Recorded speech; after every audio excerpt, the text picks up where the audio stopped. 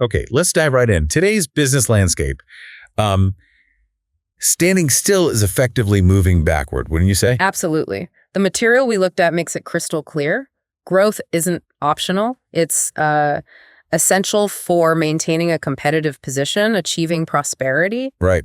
And traditionally, companies thinking about growth, well, they had two main roads to choose from, basically. Pretty much. You either grow using your own steam, reinvesting profits, building from the inside. That's your organic or internal growth. Often seen as the sort of standard path. Yeah. Shows you're capable. Yeah, demonstrates capability to shareholders, exactly. Or you go big and go external. That's the merger or the acquisition. You swallow another company whole or two join forces. Right, and it delivers instant scale, instant market reach, no doubt about it. But, and this is what our sources really emphasize, it's a permanent change to the business structure and notoriously difficult to get right. Exactly, that permanence, that lack of flexibility, it's a major hurdle. And that's why businesses are, increasingly exploring and using these alternative external growth strategies. Things like alliances, partnerships, collaborations. Yeah, the kind that aren't designed to last forever, but offer strategic benefits for, let's say, a defined period, more flexible. And that's really the mission for this deep dive, isn't it? Using the sources you provided, we're going to unpack these alternative methods. Figure out what they actually are, why they're becoming so popular across different sectors. And what are the real advantages, maybe the surprising challenges hidden within them. Let's figure out what makes them tick. Okay, so just to quickly recap that foundation the sources lay out, growth isn't just about getting bigger. No, it's fundamental. Sustaining your place in the market. And the traditional ways, internal or through outright buying or merging, they have their place. Internal is kind of the norm, shows organic strength. While external, through M&A, offers speed, but comes with that huge permanent structural shift and the risk of integration failure. Big risk. Which is precisely why these more flexible options are gaining traction. The sources talk about alliances and partnering arrangements, and the critical difference here. They're not designed to be permanent. Exactly. That flexibility sounds like a game changer compared to a full merger, right? It really does. Yeah. Collaboration for a mutually agreed upon period. Yeah. And the sources note they're getting more popular everywhere. Across many industries, yeah. Absolutely. So let's start with strategic alliances. Okay. The sources define these as legally binding agreements between two or more businesses that stay completely independent. So they agree to cooperate on specific things, manufacturing, maybe delivering services for certain markets? Precisely. But the core idea is cooperation on specific tasks without creating a brand new company together. They stay distinct legal entities. Right, that's the key difference you mentioned compared to joint ventures. That's it.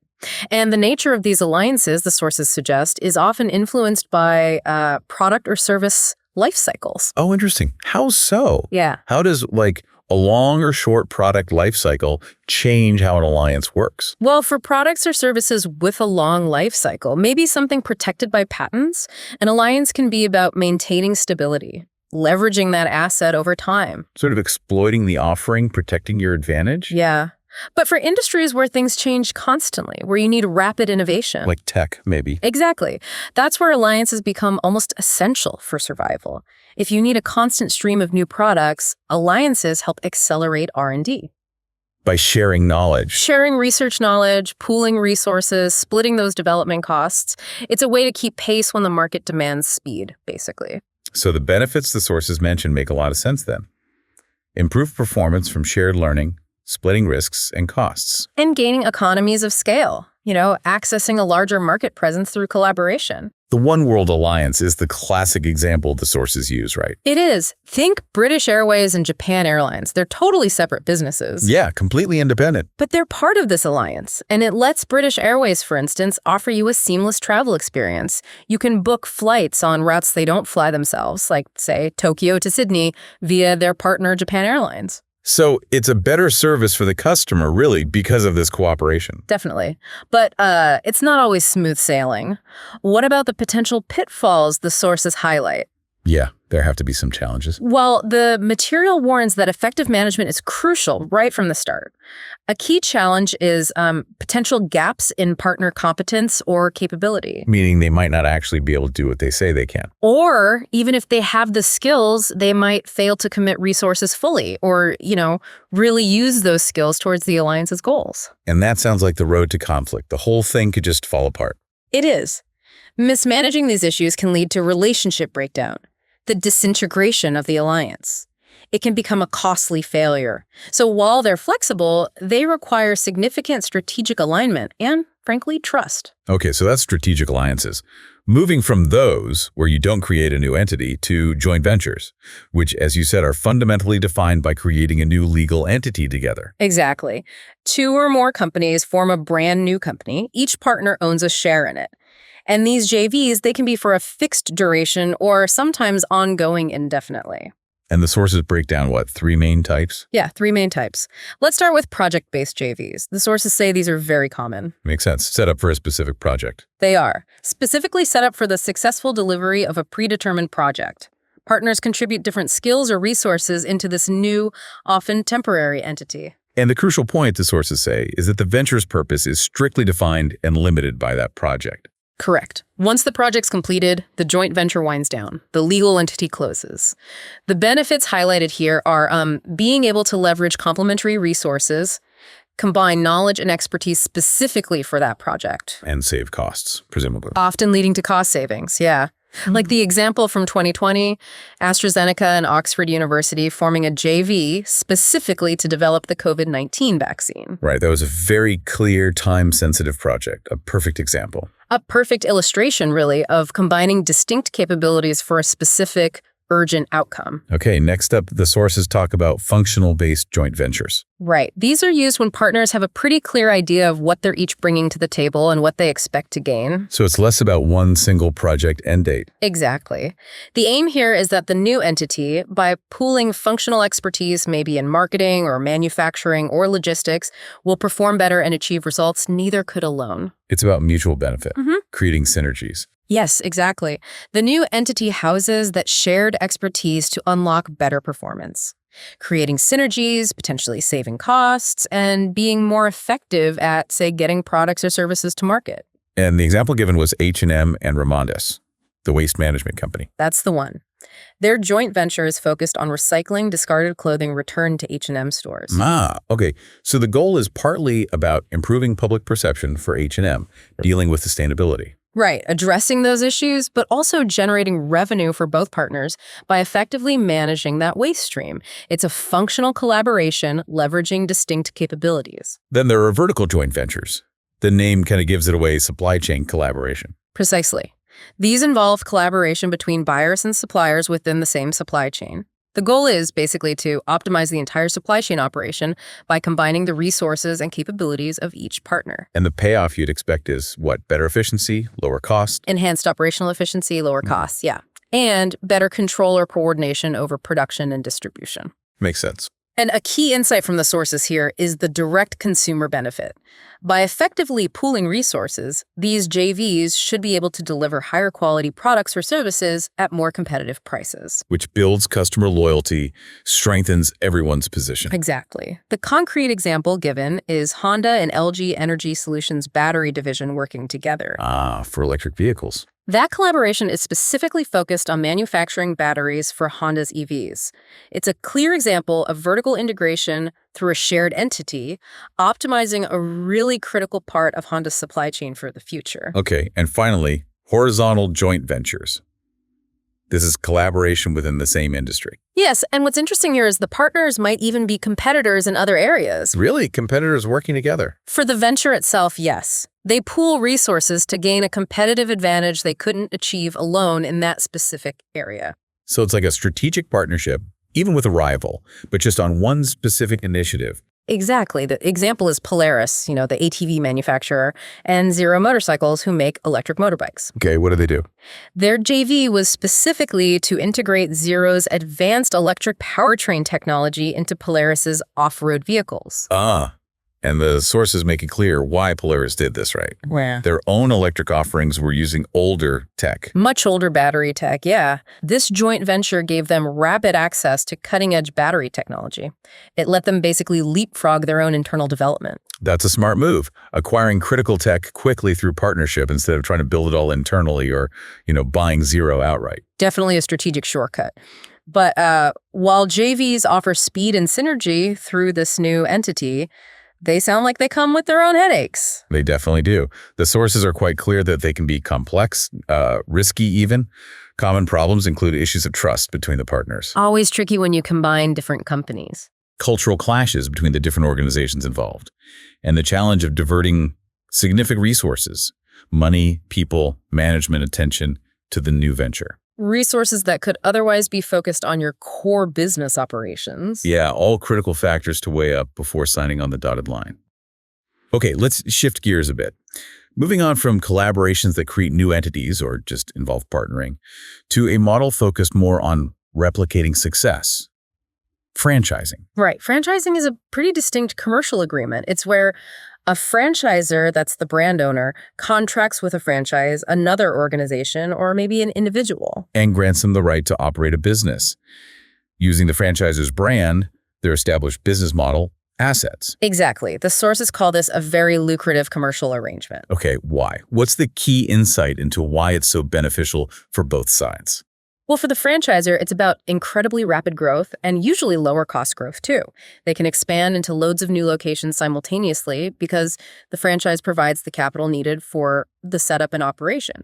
So it shifts a lot of the investment risk away from the main brand owner. A huge amount. And for the franchisee. They get to basically jumpstart a business, right? Using a well-known, proven brand. Yeah, significantly reduces the risk and time needed compared to building a new brand from scratch.